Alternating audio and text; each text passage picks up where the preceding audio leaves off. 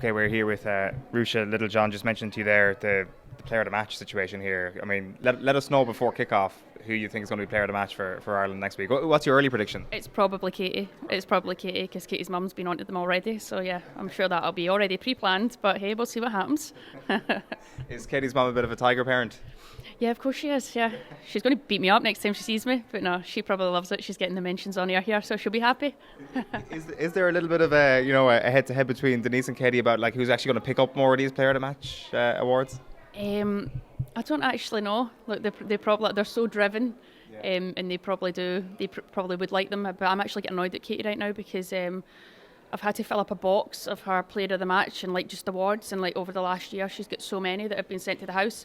I've not got space for them. Do you know what I mean? And they just collect dust, so I'm trying to box them up and put them under the cupboard right now until we get our own place. I might allow her to put them out.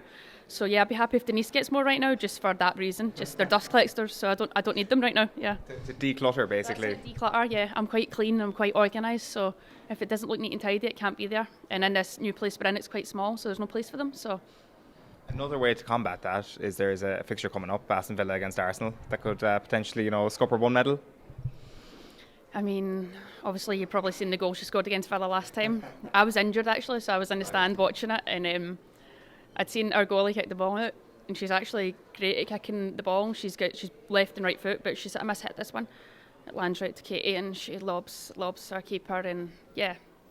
And then the celebration, I was just like, go away. But I mean. That's it. That's what she can do. She's quality, so that's what she can do. Yeah. When it comes to Villa, are you in a situation now where you're looking up rather than down? Yeah. Obviously, we got 3 points at the weekend, so I think we're safe. Like we are safe, but we'd like to get more points on the board. But after camp, we've got a tough run. We've got United, we've got Arsenal, and then we've got Birmingham. So it's going to be tough. But it'd be nice to get a few more points on the board, and just keep pushing up the table. Yeah. Next season then, is it going to be targeting mid-table? How do you, I guess, go from a team who are battling relegation to looking towards mid-table, because what's getting promoted is pretty good as well? Mm-hmm. Yeah, look, the team's coming up. Obviously Liverpool coming up. We know a few of the girls too. It's quality in their squad. So, but like when you come into this league, it takes a bit of time to get adjusting again, getting used to. We found that ourselves. We're in a good place, but I think next season, when you look at our squad on paper, it's actually there's so many good players in that Villa squad.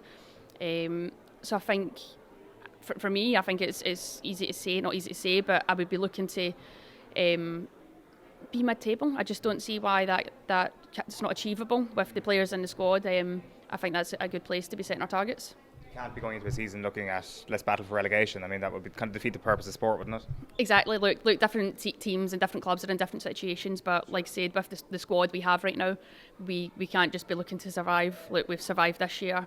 They survived last year, so it's time you've got to start climbing up the table, and obviously we've got a wee bit further up the table this year, and then next year we have to push on again, so there's no reason why we can't be mid-table. Yeah. In the context of next week, Ruesha, I was interested in chatting to you about your time in Norway. Mm-hmm. Obviously the countries are all different in Scandinavia, but is there a theme that you've noticed amongst those 3 Scandinavian nations, that all 3 of them are in the top 15 in the world at the moment? When you were there, were you looking around saying, right, okay, this is just a little bit of a cut above what I've seen before? I think the thing with the Scandinavian teams, they've always been maybe ahead of some nations like ourselves in terms of how athletic they are. They're all athletic, they're all athletes, but they always have been. I think that was one thing that I would say it's almost more physical, but I think we've now got up to speed with that. Well, a lot of the girls here are now full-time or playing in professional environments, which makes it a lot easier to be at that level. And then obviously the Scandinavian teams have been there, and now they play good football too. Some of them are quite direct. But look, Sweden's going to be tough. They're not number 2 in the world for no reason, so it's going to be a tough game. We respect them, but it's exciting. Mm-hmm. So the technical aspect isn't the issue at all. If I'm being honest, I don't look at the Scandinavian teams and think that they are more technical than ourselves.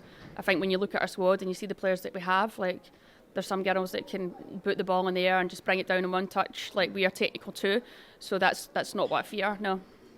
And then when it comes to the athletic differences, how long does that take? Like, say, for example, if somebody's playing amateur football in Ireland, is it 1 season, 2 seasons if they got a WSL move, or is it years and years of work on that level? It probably depends on the individual. I think it depends on the individual For myself, it took me probably a few seasons to get up to speed. There was times when I look back now, the girls in squad all have a laugh and joke at some of our old pictures, and I'm probably carrying a good few pounds. I shouldn't be, but at least I didn't get pushed off the ball, But I couldn't shift, so. But yeah, look, we've all came a long way. I think we're all athletes now ourselves. Like I said, we're playing in club environments. It's full time. That's our job. So it's a lot easier to keep on top of that stuff. And then you've got the education around you with like your sports scientists. So look, we know what we should be eating. Like 10 years ago, we might not. You might have thought, oh, just have pasta, but then you were having pasta for breakfast, lunch, and dinner, and that's not how it works either. So look, we're more educated now too, and we know what we need to do. So we're in a better place. And even on something like diet, something simple like that, is the Republic of Ireland set up and Aston Villa at a pretty similar level at this stage? Yeah, look, the Irish team now, we're in a very good place. We've come a long way in the last few years. It helps, obviously, with the girls being professional too at their clubs. That obviously helps. It goes hand in hand. We've got the respect now with the FAI. We've got that good working relationship now. We're in a good place. The value is, the back is, and they're helping us to try and push towards qualifying for a major tournament. So yeah, look, but it's good. We're in a nice place. We've come a long way, and we've still got a long way to go. How much have you looked at the bigger picture than the qualification? I guess Sweden is literally in an island on its own in this qualification window, which helps, but I presume it helps motivation if you're thinking about the bigger picture and the other pictures that are also coming down the line. I think, look, it's still achievable. That's it. We're in a good place. We're still within contention of qualifying. If we can get to a playoff place, that would be great. It's going to be tough going away here, but like I said, there's no point in us being in camp if we don't believe we can get something out of it. So it's going to be tough, and we respect them, but we're equally ready ourselves, and we know it's going to be tough. But I think we've got a good week ahead of us, good training, execute the game plan, and we'll see what happens. And then obviously we've still got Georgia away, we've got Finland again. So again, tough games. It's not easy going away from home. I think the Finland game is at home in Tala, so that'll be nice. Hopefully get a good crowd in.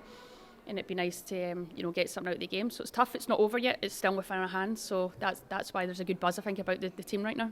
I imagine. Like obviously the Finland win was just such a massive win, but how big was also scoring 11 goals in one game? Like I mean, it's still just 3 points, but like it kind of said to a lot of people, okay, this team isn't one that's going to scrape past some of the teams in and around it rankings wise. This is a team that's ready to mix it with the top 20 teams in the world. Yeah, definitely. Look, it was good for us as a team, as a squad. It was great for players to score goals. I was just saying earlier, like Denise got a hat-trick. That's great. She deserved it. She's such a good player and she's so valuable for the team. So it was nice to see her get the rewards. It's just a good feel-good factor for everyone. It was nice for us to go out and, I can't remember, it was under Sue Ronan we'd played a game, and I think we'd scored a good few goals, but that'd been years ago. So it was nice now under Vera. Like, we've been working hard. Obviously, we're a very defensive team when we have to be, but it was nice to see that what we're working towards, we're trying to get better in possession, we're getting better at getting higher up the pitch, so it was nice to actually punish a team and put so many goals by them, so it was really good for everyone. Yeah, I can imagine. Listen, Ruesha, good luck next week. Great chatting to you. Thanks a million. Thanks very much. Cheers. Thanks a million.